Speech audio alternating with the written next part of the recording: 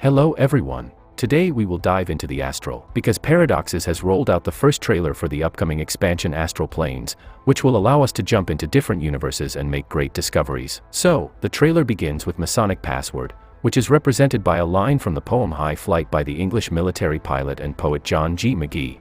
I've trod the high untrespassed sanctity of space, put out my hand, and touched the face of God. Next, we are shown a parade of planets.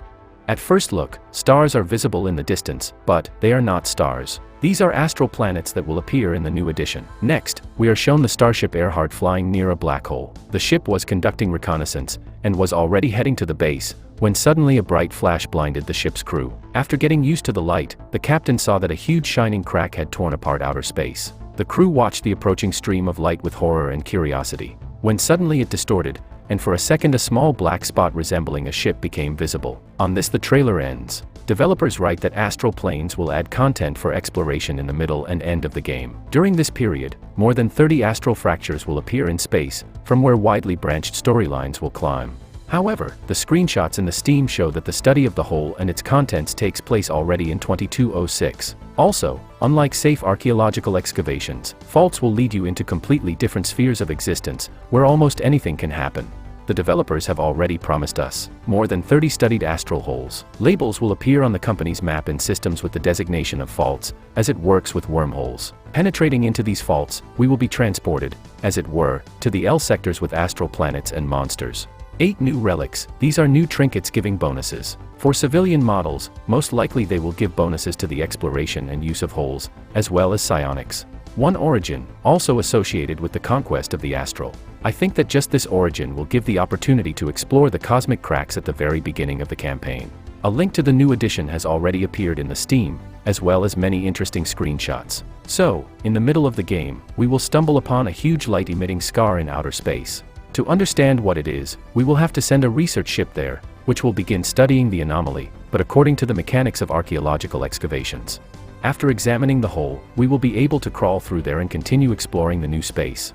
For example, a robot expedition found a destroyed planet behind a hole. Descending to the surface of the object, they found that the entire surface of the planet is dotted with craters, evidence of a large-scale battle. However, scientists soon discovered a radio message. The creatures on the recording spoke an archaic version of their native language.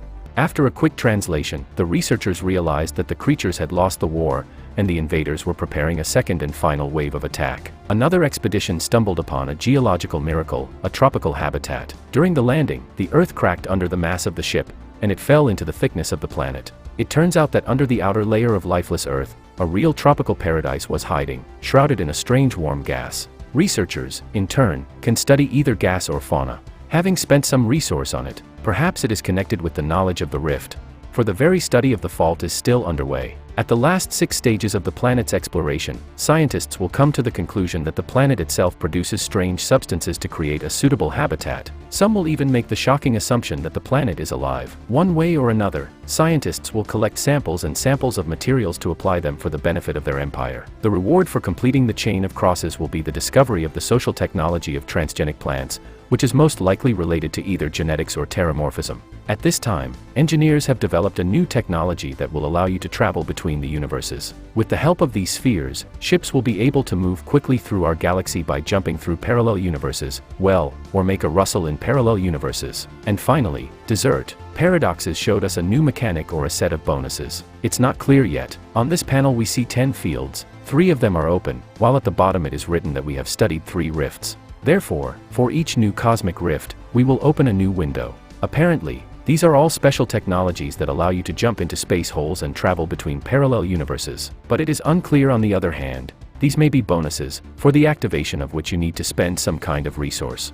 Perhaps we will get it for studying rifts or completing tasks. In general, I was right again. Paradoxes have gone on record, and in 2023 they are already rolling out 3 additions to Stellaris. Good news. However, there are certain kinds of questions to what is happening. Developers are introducing new interesting content into the game at a furious pace, expanding the universe and so on, but they are moving forward too quickly. They do not have time to fix and work with content that already exists, because as new updates are released, old archetypes fly into the trash. Yes, Stellaris is not a multiplayer game, and the main point is to take part in the history of the conquest of the galaxy, and the passage of quests.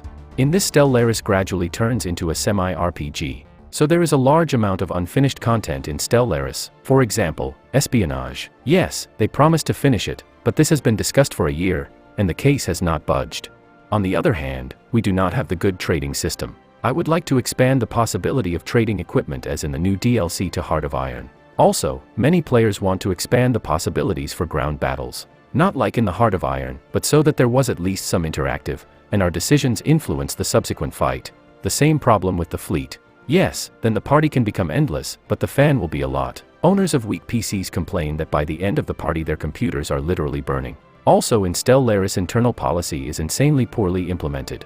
I would like it to be like in Third Crusaders, as well as espionage, with religion, culture, the real influence of factions, as well as the opportunity to stage a coup in a neighboring state. And there are still a lot of such problems. Thank the universe that we have a lot of mod makers who partially solve all these problems, and then Paradoxes optimize this content and include it into the game. So I am glad that soon we will see a new edition and immerse ourselves in the Universal Astral, but I am also waiting for the fix of all the content that we already have. That's it for today. Click like, write a comment, and subscribe to the channel.